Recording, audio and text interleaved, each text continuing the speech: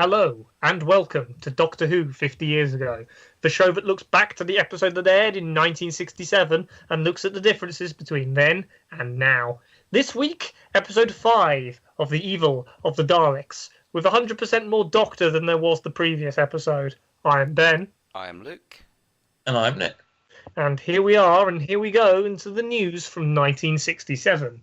On Monday, the 12th of June, the US Supreme Court declared unanimously that the Virginia criminal prohibition law against interracial marriage was unconstitutional. So there. I'm thinking the US Supreme Court is still Democrat-packed from the days of FDR or maybe Kennedy. Oh, you mean in the 60s? Yes, because they get old. Yes. Yeah, I suspect it probably still is. Yeah, because a lot of the more kind of liberal rulings that still apply now are dated from the 50s through 70s, pretty much. No, for a brief moment there, I forgot Johnson was the Democrat. Whoopsie.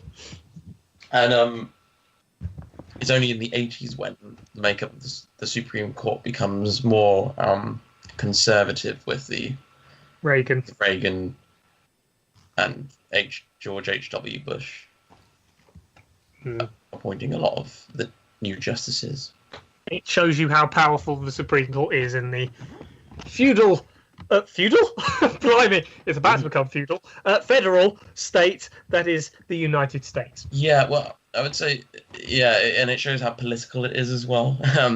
Seeing as they're appointed by presidents, that's an inherently political position. Yes, and then confirmed by legislature, which is interesting for a legal branch.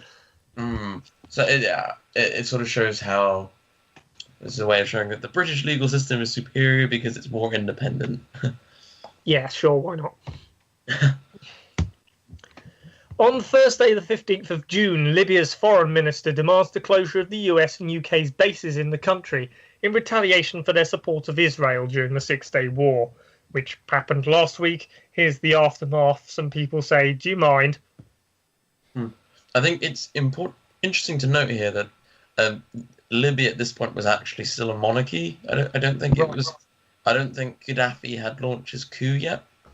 So this might well be because actually Libya in the 50s and early 60s was one of the biggest friends of the US and the UK in the Middle East.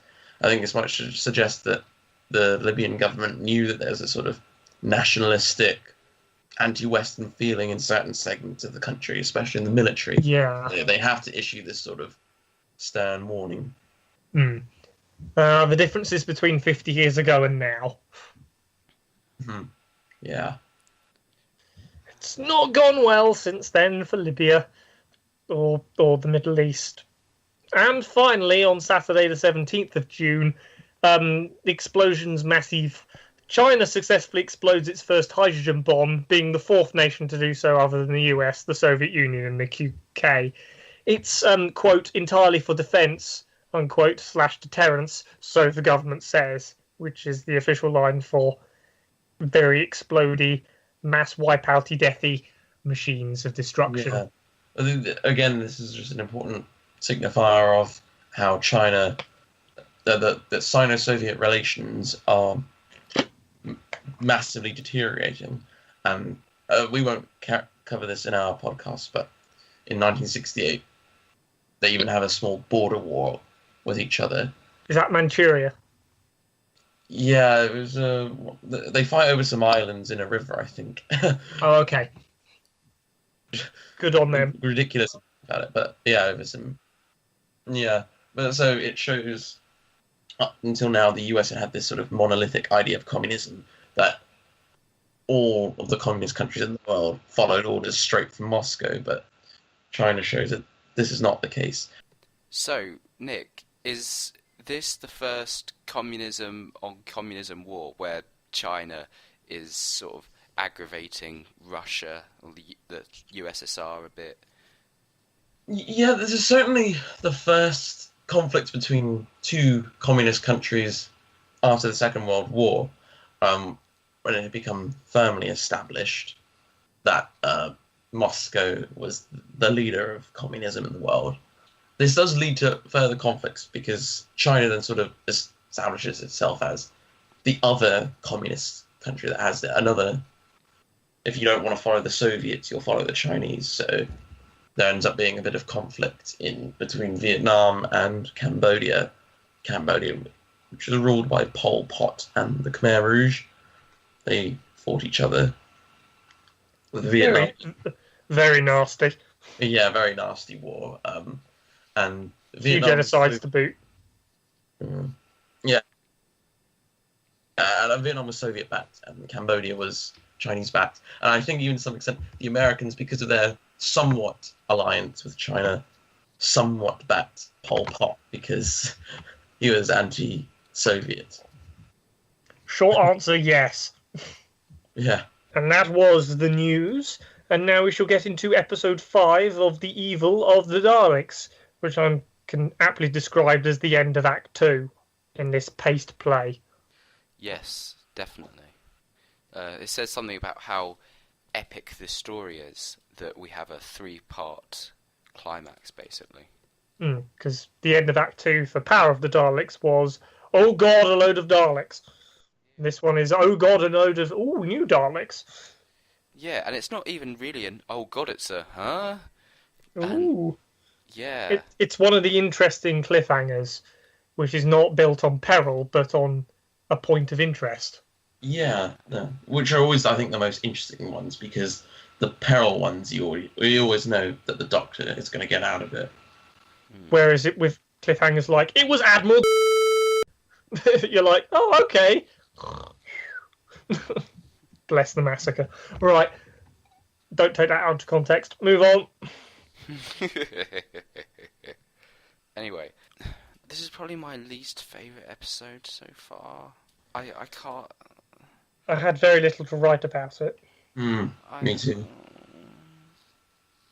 It should be better than it is, but I want to like it more than I do.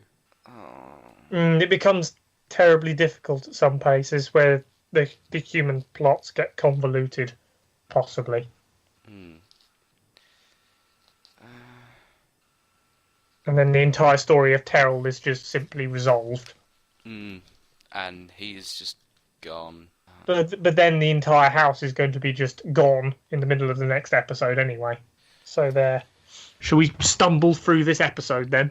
Jamie and Kemmel fight off the Daleks, or Dalek singular, and reach Victoria at last. The Doctor has decided to move away from the human factor for a moment and is discovering what Terrell is. Someone who doesn't eat or drink, has massive mood swings, and is magnetic. But the human factor is more pressing, so there. Anyway, Terrell has the Daleks in his head, so that solves that problem. He's been mentally affected by the evil of the Daleks, a continuation from last episode. What is good about this scene is how it is compared to Jamie's scene next. What I find so interesting is that the Doctor becomes that Sherlock Holmes figure, in the sense that he dons a disguise and he goes under the guise of a Victorian gentleman who smokes and rings the bell for food. And that's his method. Jamie has carved out his own little method of detecting. Yes. We see how Jamie is learning from the Doctor in these two juxtaposed scenes. It shows how much Jamie has grown in a way that Ben and Polly really didn't. I think in any Doctor Who series that I can think of now, the companion has a heck of a lot to do in these middle 2 episodes. Yeah, I can't think of many other stories where the companion is basically the focus of the story for most of it.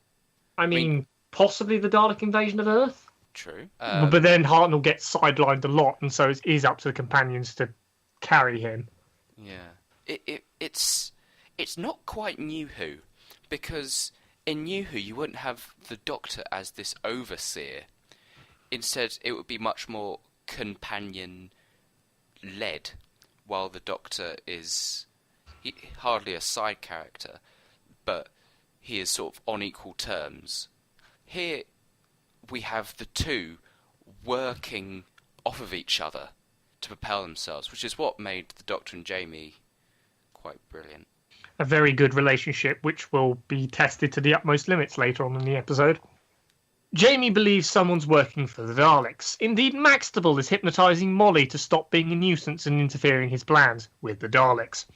I wish he'd stop filling the entire frame. It's like Santa's trying to eat me. Maxtable's ready to get rid of Waterfield whilst he learns Terrell is grappling against the power vacuum between the Daleks, and Maxtable eventually becoming the next obstacle for Jamie and Carol.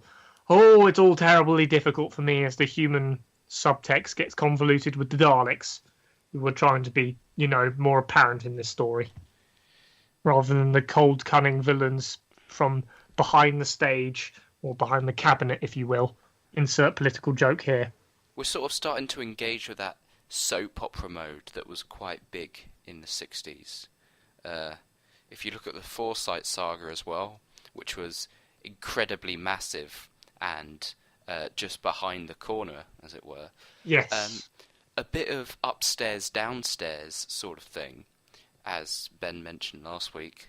The fact that we're going into that, he's realising who his audience is, and a bit of wandering around in a house is probably the best thing to fill your middle episode with. Last time we had the Faceless Ones, which filled itself with crime drama. Here we have the Forsyte saga sort of thing.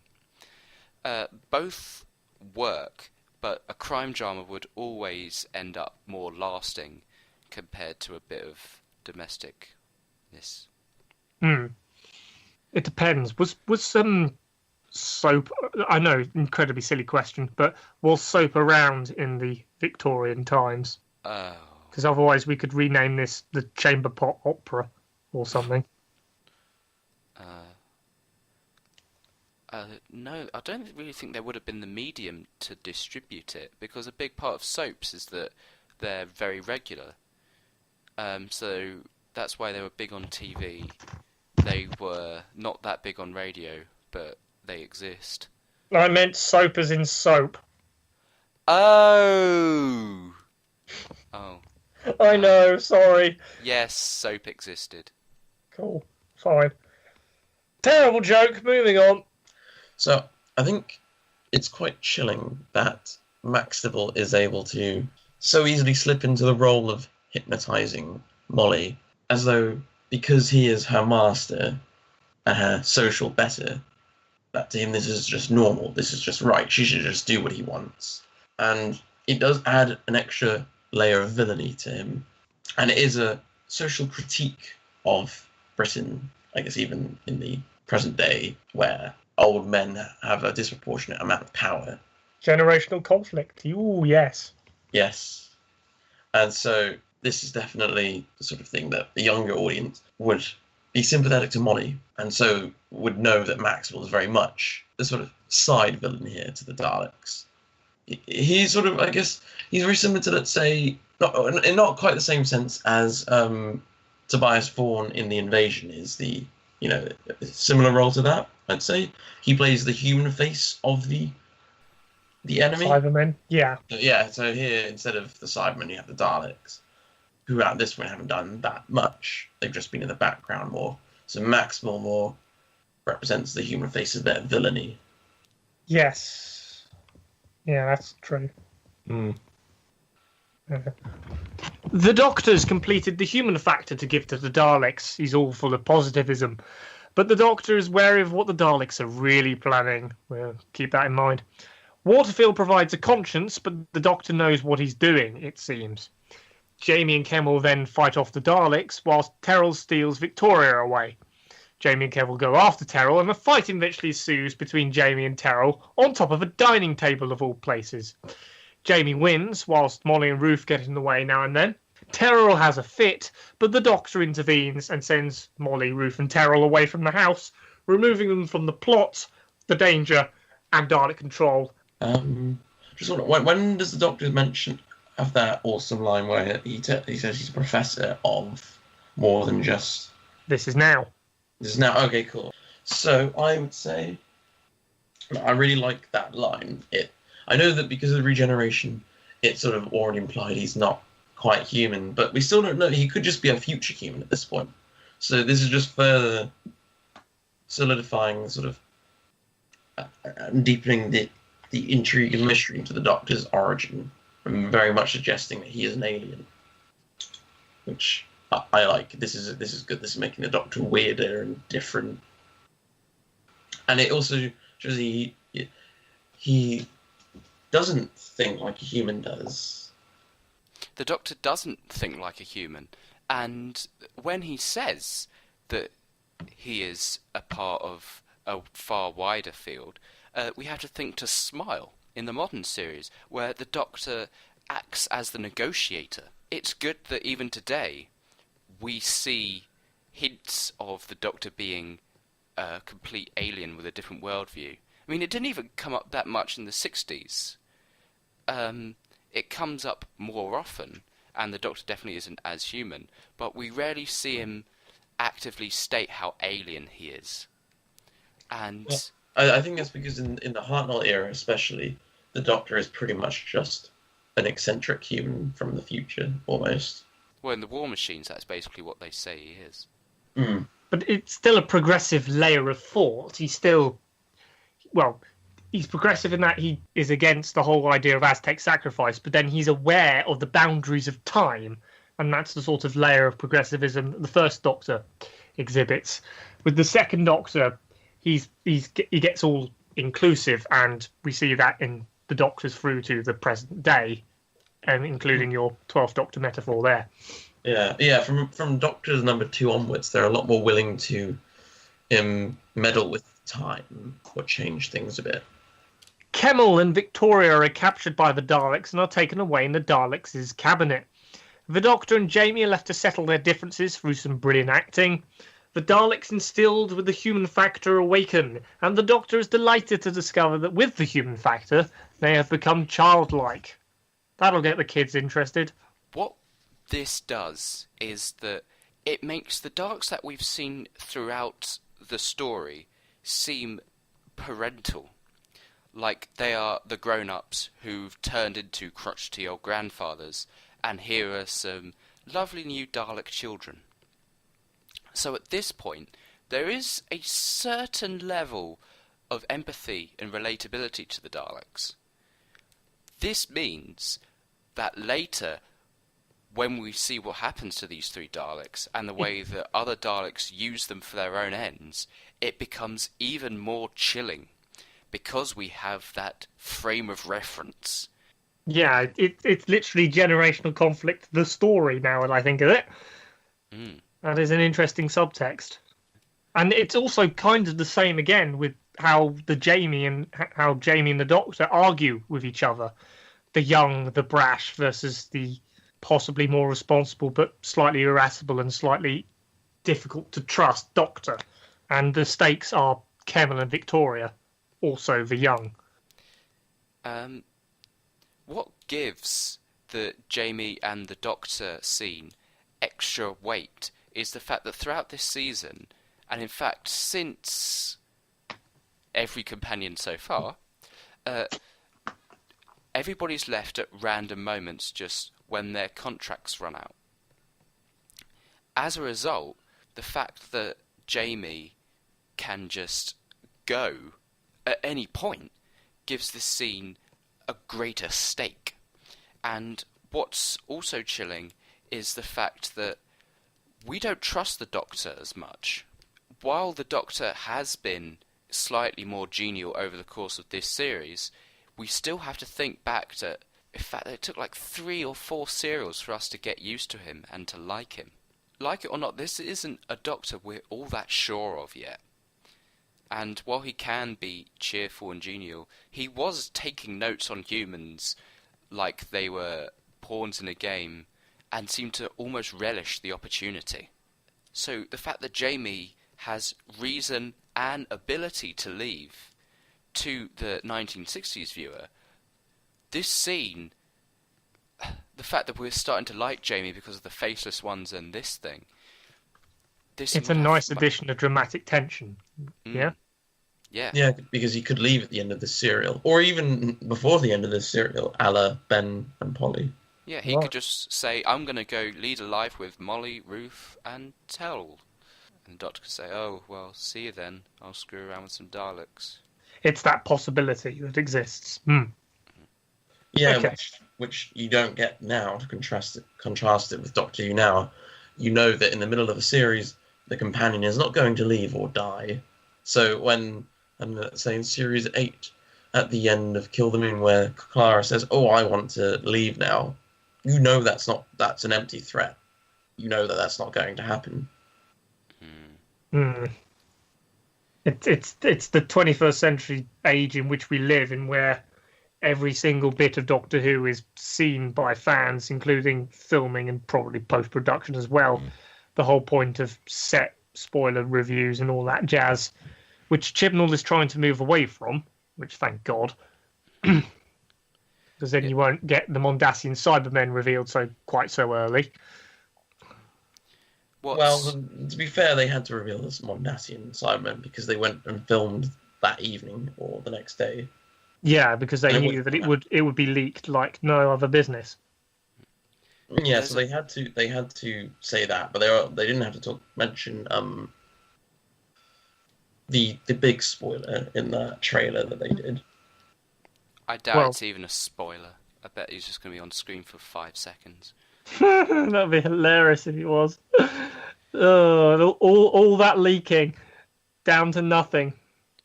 Well, let's face it, they chronically underused Missy, so ho hum. Yes, let's just put the Master in a box. Good idea. Sorry, this is a tangent. What is interesting is how there's a much greater awareness of the medium and the series structure that I doubt there would have been in the 60s. Bill, in this point of time, there is no...